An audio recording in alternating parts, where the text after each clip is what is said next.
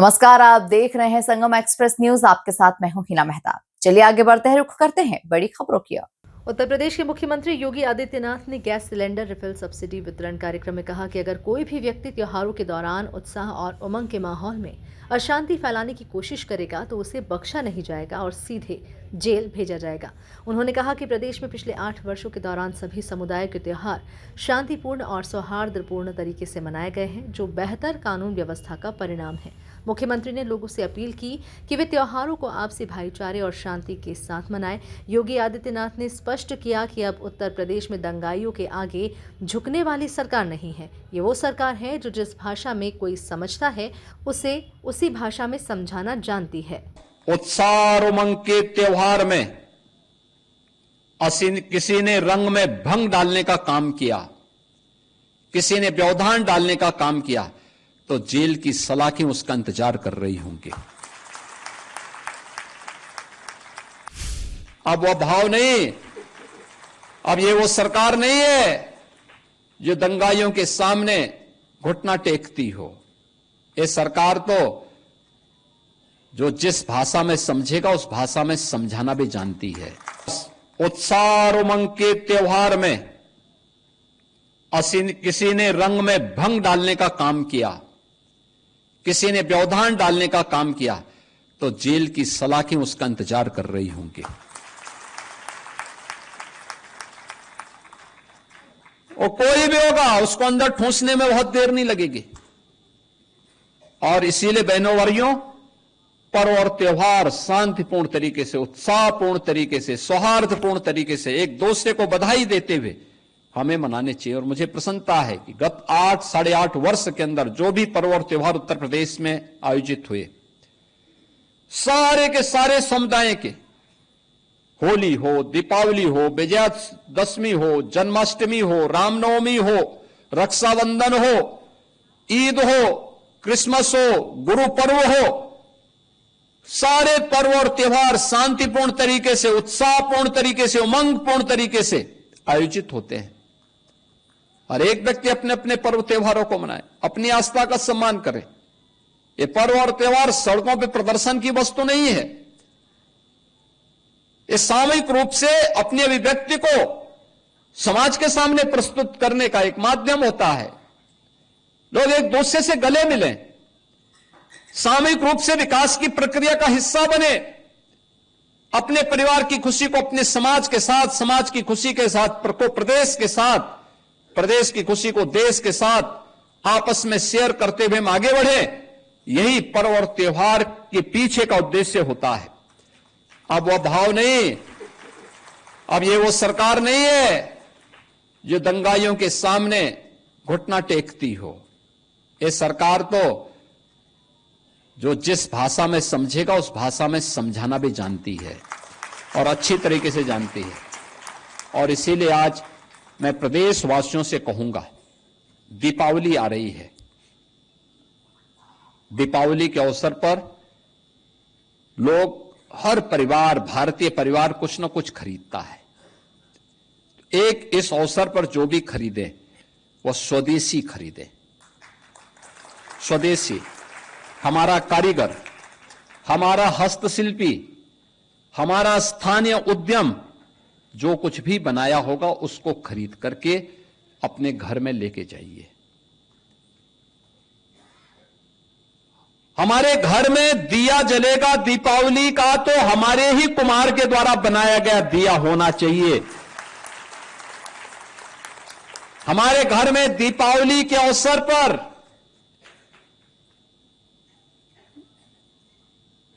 लक्ष्मी गणेश जी की जो मूर्ति बनेगी वह भी हमारे ही कारीगर के द्वारा बनाई जानी चाहिए, कहीं विदेश से नहीं आना चाहिए। वो हम किसी को उपहार भी दे रहे हैं, अपने हित मित्र को, शुभचिंतक को, नातेदार, रिश्तेदार को, वह भी स्वदेशी होना चाहिए, वह भी स्वदेशी होना चाहिए। और स्वदेशी ही आपको गिफ्ट भी देना चाहिए किसी भी आयोजन के अवसर पर। ये पैसा अगर मुनाफा जाएगा हमारे कारीगरों के हाथ में जाएगा, हस्तशिल्पियों के पास जाएगा, हमारे श्रमिकों के पास जाएगा तो समृद्धि उनके पास भी आएगी, और समृद्धि उनके पास भी आएगी तो यह समृद्धि देश के काम आएगी, देश के काम आएगी। विकसित भारत बनेगा।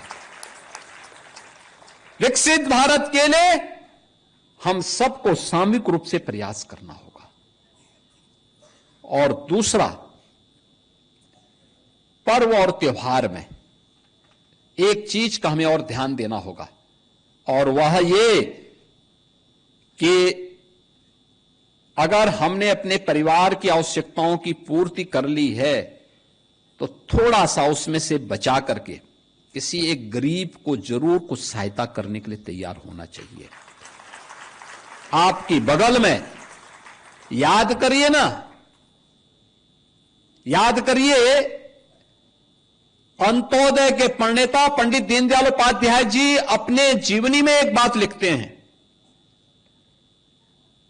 उन्होंने कहा, एक आचार्य शंकर के बारे में उन्होंने इस बात को कहा था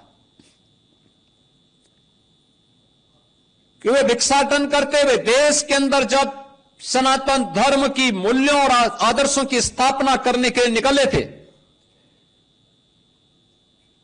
तो पूरे देश के अंदर भ्रमण कर रहे थे, और उस समय वे एक बड़े घर के सामने गए। सन्यासी के लिए आवश्यक होता है कि वह दिन में एक बार भिक्षा लेगा, लेकिन किसी एक घर से। तो स्वाभाविक रूप से देख करके गए बड़े घर के पास भिक्षा लेने के लिए। उन्होंने भिक्षाम देही का अपने मुंह से उच्चारण निकाला। एक सन्यासी को सामने देख करके घर की महिला भिक्षा लेकर के निकली, लेकिन इससे पहले कि भिक्षा उनके पास जाती, उनकी झोली में जाती, उन्होंने देखा कि इस बंगले के ठीक सामने एक गरीब करहा रहा है। तो उन्होंने अपनी झोली को बंद कर दिया, भिक्षा नीचे गिर गई। परिवार के मुखिया ने कहा, ये सब आप क्या कर दिए? उसने कहा, नहीं, मैं आपके यहां का भिक्षा नहीं ले सकता। कहा, क्यों? कहा कि मैं भागीदार बन जाऊंगा, मैं आपके पाप में भागीदार बन जाऊंगा। कहा, कैसे? कहा कि ये भिक्षा आप मुझे देना चाहते हैं, आप ये दिखावा करना चाहते हैं। इस सामने आपके घर के सामने एक व्यक्ति भूखों मर रहा है, आप पहले उसको खिलाइए। जब वो व्यक्ति सुख और शांति से अपना जीवन यापन करना शुरू कर देगा तो आपकी भिक्षा लेने के लिए मुझ जैसा सन्यासी भी आ जाएगा। मैं भूखा रह सकता हूं, लेकिन मैं किसी भी ऐसे घर से भिक्षा नहीं लूंगा जिस घर में किसी गरीब के प्रति संवेदना न हो। और याद रखना इस बात को कि ईश्वर किस रूप में है कोई नहीं कह सकता, और हम लोगों को एक गरीब के मन में भी, उनके अंतःकरण में भी उसी ईश्वर का वास मान करके देखना चाहिए जो एक सामान्य नागरिक जिसको मंदिर के ऊपर देखता है। इसलिए उन सब गरीबों के साथ हम भी शेयर करें। जो कुछ भी हमारे पास है, थोड़ी बहुत सहायता किसी गरीब की भी हम कर पाएंगे तो हमें जरूर करना चाहिए, और पर्व का उत्साह और आनंददायक हो जाएगा, और भी आनंददायक हो जाएगा। और मेरी आप सबसे अपील होगी, पूरे प्रदेशवासियों से अपील होगी कि पर्व और त्योहार के समय किसी एक गरीब की सहायता जरूर अतिरिक्त करिए। आप अपने नातेदार रिश्तेदारों की सहायता तो करते ही होंगे, लेकिन एक गरीब को भी जरूर कोई ना कोई सहायता इस पर्व और त्योहार के समय देंगे। उन बच्चों को जरूर देंगे जिनको कोई पूछने वाला नहीं है, तो उत्साह और उमंग और आनंददायक हो जाएगा। मैं एक बार फिर से पूरे प्रदेश को दीपावली की हृदय से बधाई देता हूं।